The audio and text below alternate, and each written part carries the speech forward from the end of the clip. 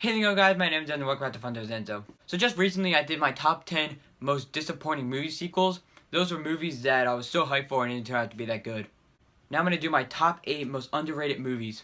These are movies that I watched and I loved, but no one talks about them. So hopefully by making this video more people see them and talk about them. Here we go.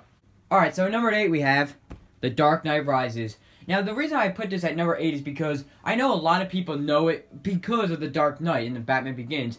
I loved this movie when I was watching it, and I heard that there was a split decision on if you like it or don't like it. Some people do or don't. I personally love this movie. Bane was awesome, and I think we can all agree he was much better than Bane in Batman and Robin. That is a fact. That's not even like a thought, that's a fact. The Dark Knight Rises was really good, has some cool action scenes, but one thing I didn't like was how little Batman's in it. It's pretty much Batman gets his back broken by Bane, and then he's in that hole, and he has to get out of it pretty much the whole movie, while Bane takes over and does all this stuff. And originally Joker was going to be in this movie, but since, sadly, what's his name? Heath Ledger passed away, they couldn't do it, so they had to go with Bane. Also, there's Catwoman in this movie, she wasn't bad.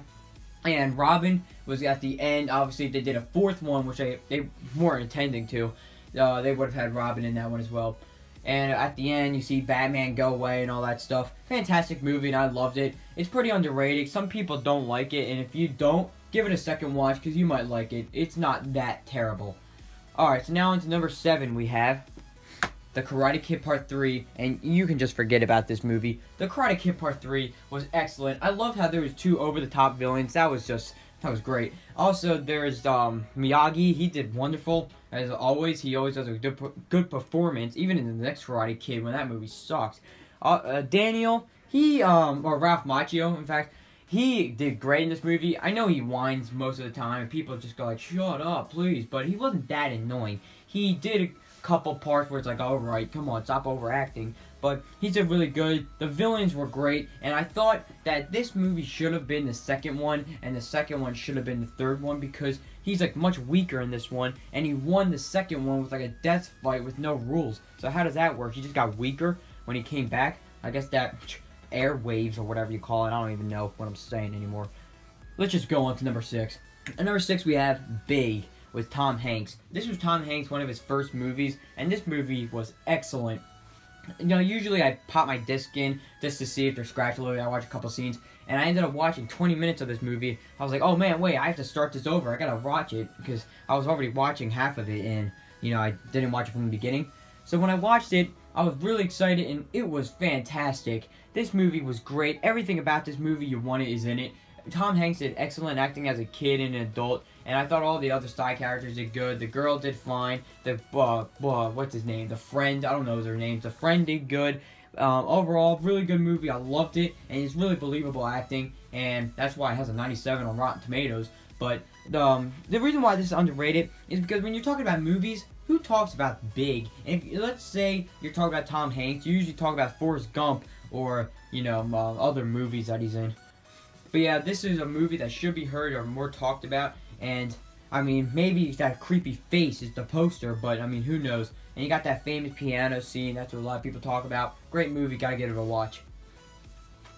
Alright, now we have Gremlins 2, the new batch, at number 5.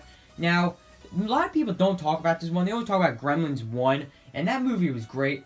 So, when I wanted to get the sequel, just because I was like, alright, I have the first one, I might as well complete it. $5 at Barnes & Noble, can't pass it up. And I watched it, and I was like, alright, so it seems pretty much the same. And it had the same script, kind of, but what made it better, not better than the first one, but better than I thought it was going to be, was that it had way more different reality of Gremlins. It had, like, the smart one, the bat one, Rambo, Gizmo. We got all the actors returning, you got the technology guy, and the guy in the first one didn't like it. And I thought it was really cool how they did that. They changed things up for the sequel, and I thought it was really good. I guess people don't like this one or just don't hear about it a lot is because it came out so much after the first one. It was like 1986 for the first one. This one was 1990. So people might not have just forgot about the Gremlins one. Really good, and I wish they did a third one. They didn't, but, you know, whatever. Alright, now to number 4 we have Groundhog Day. This movie was fantastic. I've always wanted to get to the movie ever since I started getting into movies. and it was always too much, 10, 15, even $20. So I was always upset, like, oh man. But I saw at this one store, $5. I couldn't pass it up. There was no second thoughts. I had to buy it, and I did. And when I got home, I popped it in, I watched it, and I loved it. It was so good. The acting was great by Bill Murray. The girl did good. I loved how the day repeats, and the more and more he goes on, he gets sad, and then he gets happy, and he helps people. Really funny comedy, and people may have thought that Bill Murray, it's like, oh, another Bill Murray comedy, but it really wasn't. It was more than just a comedy. It was really good, well acted, good script, and I thought it was just good overall. And if you don't want to see this movie, you really should, because you're missing out. And another thing I liked about this movie was that it wasn't just, oh, that's how many jokes can we throw in. They actually wanted to do a story time and everything, like storyline. That's what I meant to say. You did like a story, and you got all the good actors. Really good movie. And there's like debates on how long he stays there. In the movie, I think it's like, I don't know, around 10 they show, maybe 20. I may be way off, but yeah. And really, people say it's like 40 months or something. So that's incredible that people do that stuff and notice all that things. You had to learn the language and all that. Awesome movie, fantastic. Give it a watch. And I put this as underrated because people just never talk about it. It didn't do too good in the box office, and you never hear anyone talk about Groundhog Day. They really should though, because it's good. I would call it a classic of Bill Murray's. Alright, now to number 3 we have Paradise Alley with Sylvester Stallone. I bought this movie because when I first started buying movies on Amazon, I just went crazy. I got Over the Top, Victory, Paradise Alley, any Sylvester Stallone movie I could find, I bought. And this was one of them, and I knew nothing about it, so when I popped it in, I was surprised that it was about wrestling. This was actually the script that Sylvester Stallone showed before Rocky, because he didn't think Rocky was going to be too good, or I think it was because he wasn't done writing it yet. So he showed this one, and then I don't think they liked it too much, and then they showed Rocky, and they loved it.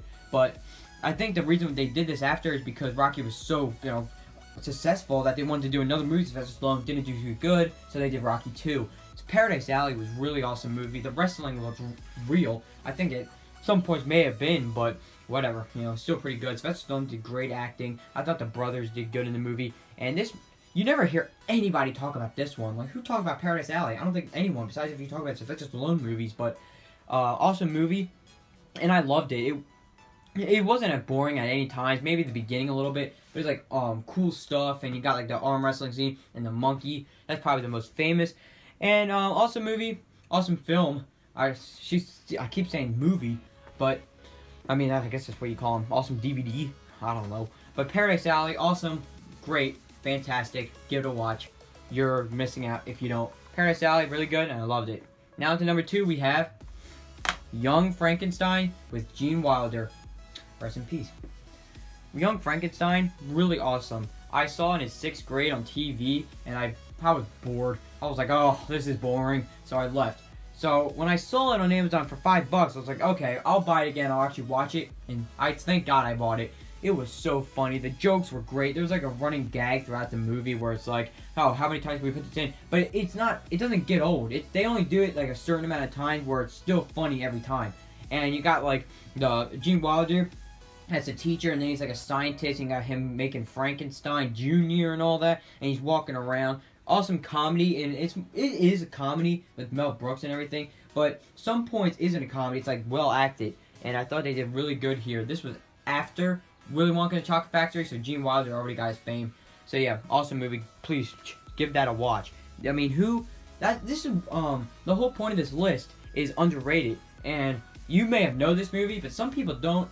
I don't hear anyone talk about Young Frankenstein, unless if they do, and I'm just under a rock or whatever. But like, I don't hear anyone talking about Big, or they don't talk about Paradise Alley, and they really should. Awesome movies.